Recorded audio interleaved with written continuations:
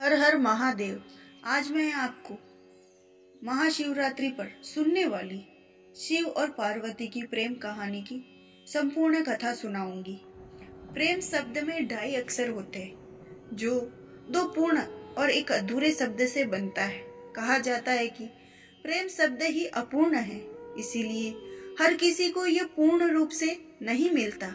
परंतु शिव जी और पार्वती जी की प्रेम कहानी अनेक कष्टों के पश्चात ही सही पर पूर्णता प्राप्त प्रेम का प्रमाण है। चाहे इस प्रेम को संपूर्ण होने में युग युगांतर लगे हो।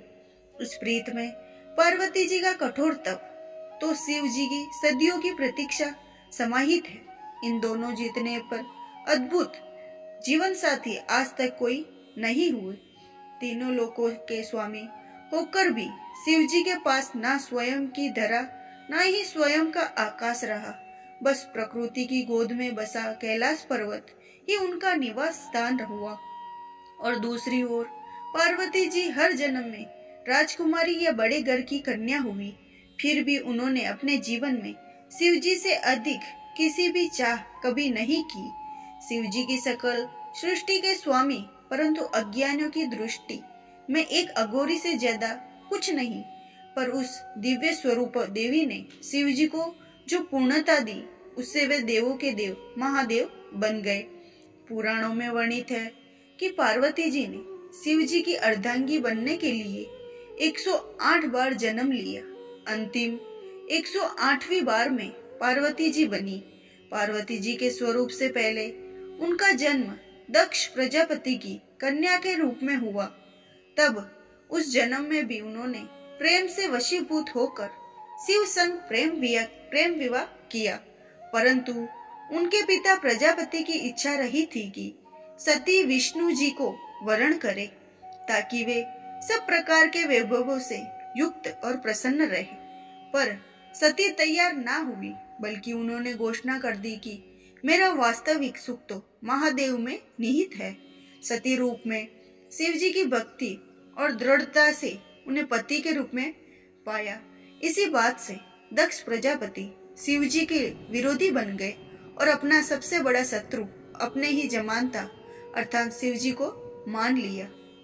शिव जी को तुच्छ दर्शाने के लिए दक्ष ने एक महायज्ञ का आयोजन किया, जिसमें सभी देवी देवता, यक्ष, किन्नर, साधु, संत, ऋषि मुनियों को बुलाया गया, बस स्वयं की पुत्री और जमाता को छोड़कर। इस यज्ञ में जाने हेतु पार्वती जी ने शिव जी को समझाया कि आमंत्रित को परायों को किया जाता है, अपनों को नहीं।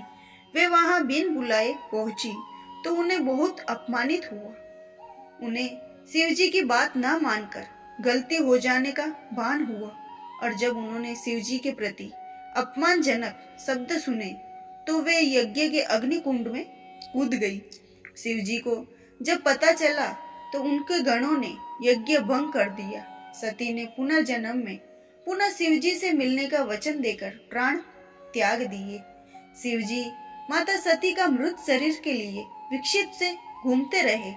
तब विष्णु जी ने सुदर्शन चक्र से 51 भागों में सती का तन काट दिया, जो आज भी 51 शक्तिपीठ के रूप में स्थापित है।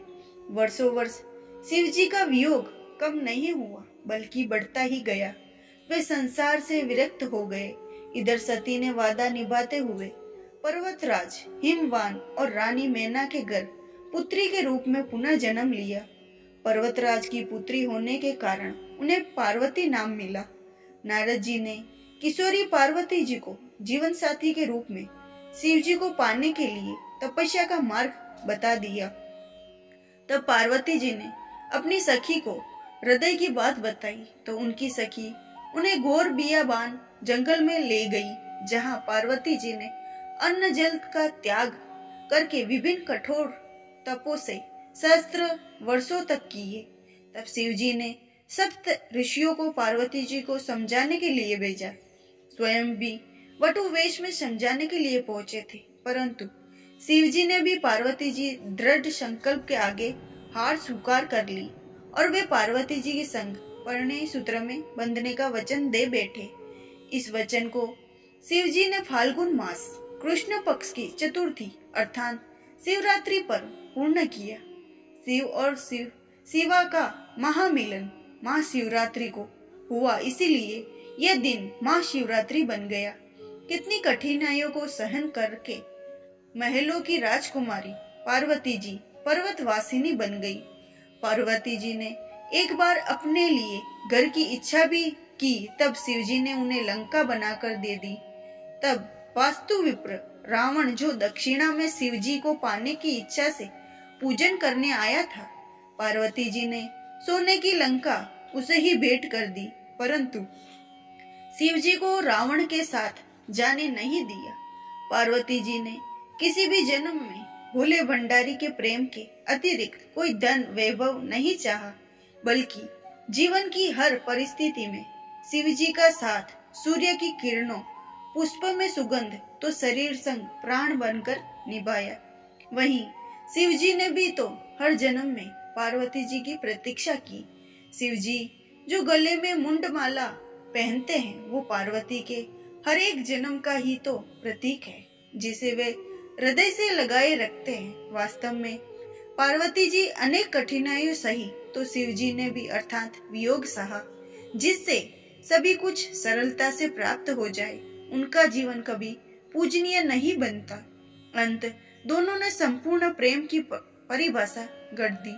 आज युग में जहाँ प्रेम प्रीत के मायने बदल गए हैं, जहाँ प्यार का स्थान अर्थ भोग विलास ने ले लिया है, वहाँ शिव शिवा का निश्चल निस्वार्थ अडिग प्रेम सभी के लिए प्रेरणादायी है। तभी तो आज भी भक्तगण सदियों सदियों बाद भी इस संपूर्ण हुए प्रेम के दिवस को महाशिवरात्रि के रूप में विशेष उल्लास उमंग ऊर्जा से मंदिर घर पंडालों में पूजन व्रत करते हुए रात्रि जागरण के साथ मनाते हैं।